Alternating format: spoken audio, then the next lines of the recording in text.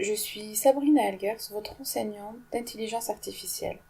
Dans cette vidéo, on va entamer le concept des agents intelligents, qui est un concept fondamental de l'intelligence artificielle. Normalement, on va parler des agents en trois parties. Donc la première partie, on va définir un agent. La deuxième partie, on va voir c'est quoi un agent rationnel. Et on va prendre un exemple d'un agent aspirateur. Dans cette vidéo, on va s'intéresser juste à la définition d'un agent ou bien un agent intelligent. Dans une autre vidéo, on verra les deux parties qui restent. Dans cette partie, on va s'intéresser à la définition d'un agent. Pour comprendre le concept d'agent, il faudrait comprendre deux éléments. Premièrement, le concept d'agent lui-même. Deuxièmement, le concept d'environnement. Au fait, dans un système intelligent, en intelligence artificielle basée sur les agents, vous avez le premier élément, c'est tout simplement ce que fait ce code intelligent. C'est ce que fait. Au fait, c'est l'agent. Puis vous avez, de l'autre côté, vous avez l'environnement. En fait, l'environnement, c'est tout ce que l'agent ne peut pas contrôler.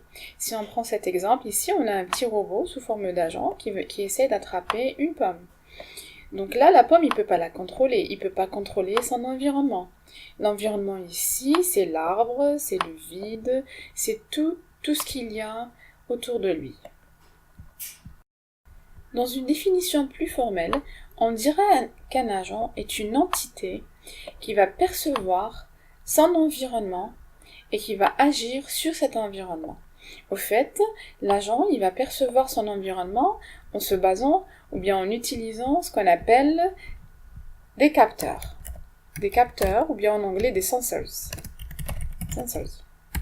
Il va réagir sur cet environnement en utilisant des actionneurs ou bien des actuators en anglais. Donc dans notre cas ici, le cas de cet exemple-là, donc là, l'agent ici, qu'est-ce qu'il a comme capteur? Il a ce qu'on appelle une caméra qui va capter son environnement, c'est-à-dire il y a une pomme, un arbre, etc. Et puis il va réagir sur ce qu'il a capté. Il va réagir en utilisant ses actionneurs, ou bien ses actuators. Ces actionneurs ici, on le voit bien, par exemple, des bras qui vont lui permettre d'attraper la pomme, mais aussi, par exemple, pas des pieds, mais on va dire des pieds mécaniques qui vont lui permettre de se déplacer. Deux notions importantes à comprendre dans les systèmes à base d'agents, c'est la notion de perception et la notion de séquence de perception. Alors, une perception, c'est une entrée perçue par l'agent à tout instant. C'est-à-dire, à un instant donné, mon agent de tout à l'heure, il va percevoir un environnement, qui est l'arbre, la pomme, un vide ici. Donc, à un instant donné. Par contre, une séquence de perception, elle représente l'historique complet de ce qu'a perçu l'agent depuis son existence.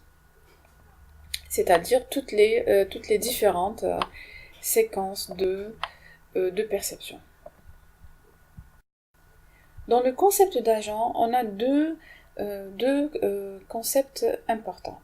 Vous avez ce qu'on appelle une fonction d'agent et on verra tout à l'heure ce qu'on appelle un programme d'agent. Donc une fonction d'agent, c'est quoi?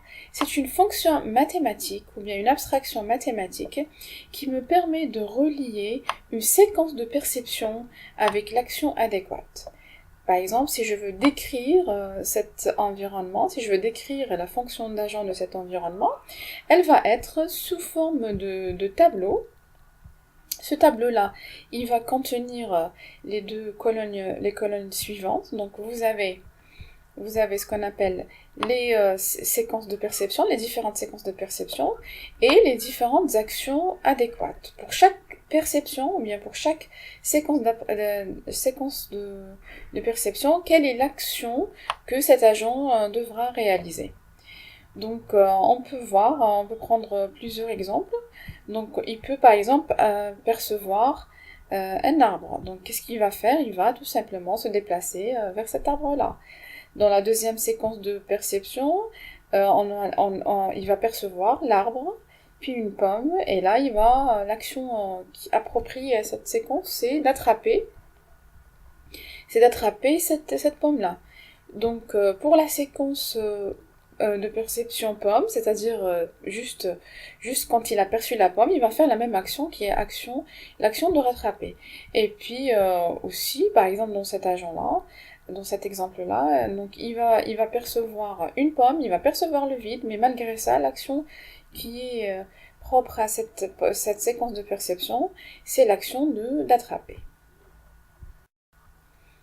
La deuxième notion, c'est la notion de programme d'agent.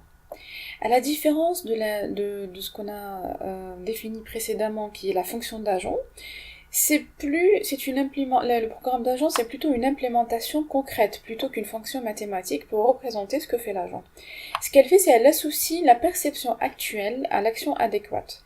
Donc ce qu'il faudrait retenir ici, la différence avec la fonction d'agent, c'est que la fonction d'agent, elle s'intéresse aux séquences de perception, alors que le programme d'agent, il va s'intéresser qu'à la perception actuelle, sous forme d'un code, sous forme d'une implémentation. Par exemple, là, si on reprend l'exemple suivant, l'exemple précédent de l'agent qui essaie d'attraper la pomme, ça peut être un pseudocode comme celui-là. Si perception a été faite de la pomme, alors l'action c'est attraper. Aussi, on peut dire par exemple, si perception de vide, alors l'action est toujours attraper. Ça, c'est un agent qui n'est pas très très intelligent. Bien sûr, etc., etc. Pour illustrer les concepts qu'on vient de voir, on va prendre comme exemple le monde de l'aspirateur. Alors, en quoi consiste ce monde-là? C'est un monde qui est très simple. D'ailleurs, c'est nous qui le fabriquons, on peut rajouter des variations comme on veut.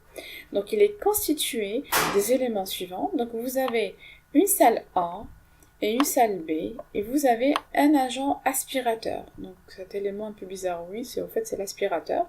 Et vous avez de la saleté. Donc, l'agent ici, qu'est-ce qu'il peut faire? Il peut soit aspirer de la saleté si la salle elle est sale, soit se déplacer à droite s'il est dans la salle gauche, ou bien se déplacer vers la salle A s'il est dans la salle B.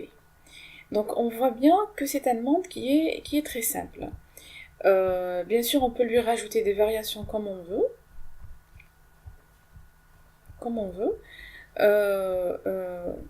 Et donc là, si on peut essayer de formaliser cet agent-là et cet environnement, bien ce système-là, donc on aura ce qui suit. Donc vous avez l'agent qui est l'agent aspirateur, qui a des senseurs et des actuators. Ici, les senseurs ou bien les capteurs de cet agent, ce sont les caméras. Ça se peut des roulettes qui vont lui permettre de se déplacer. Donc il va percevoir à partir de son environnement, l'environnement qui est là où il se trouve, soit dans la salle A ou bien soit dans la salle B. Donc il va percevoir à travers ces caméras s'il y a de la saleté. Après ici, vous avez ce point d'interrogation, c'est-à-dire c'est là en fait l'intelligence de cet agent-là. Qu'est-ce qu'il va faire? En fait, c'est notre petit programme d'agent. C'est là où on va décider l'ensemble de code source qui va nous dire qu'est-ce qu'il va faire l'agent quand il va percevoir de la saleté par exemple. D'accord? Donc là, il va agir sur cet environnement, en prenant des actions adéquates, en se basant sur, ou bien en utilisant ces actuators, ou bien ces actionneurs. Ces actionneurs ici, ce sont bien sûr la partie physique qui va pouvoir aspirer de la saleté. Donc là,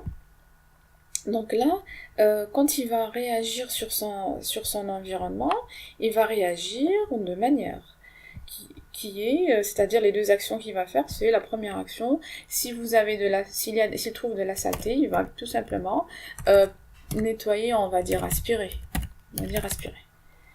Deuxième action qu'il peut faire, c'est laquelle? Donc si la salle où il se trouve A ou B, elle est vide, il va tout simplement se déplacer à droite, on va dire droite, ou bien il va se déplacer à gauche s'il est dans la salle B, il ira à la salle A. Donc voilà un exemple très simple de l'agent aspirateur. Je voulais juste rajouter une idée, c'est que ici, la fonction d'agent, ça va être une description mathématique sous forme de tableau, comme on l'a vu tout à l'heure. Donc les différentes séquences qui sont aspirées, qu'est-ce qu'il va faire? Pardon, les différentes séquences de perception, c'est-à-dire s'il va y avoir de la saleté, qu'est-ce qu'il va faire comme action qui est aspirée? Si s'il a perçu que la salle elle est vide, qu'est-ce qu'il va faire? Il va se déplacer à droite ou bien à gauche, etc. La prochaine vidéo, on va étudier c'est quoi un agent rationnel et on va prendre un exemple de l'agent aspirateur. On va essayer de répondre à la question est-il rationnel ou pas.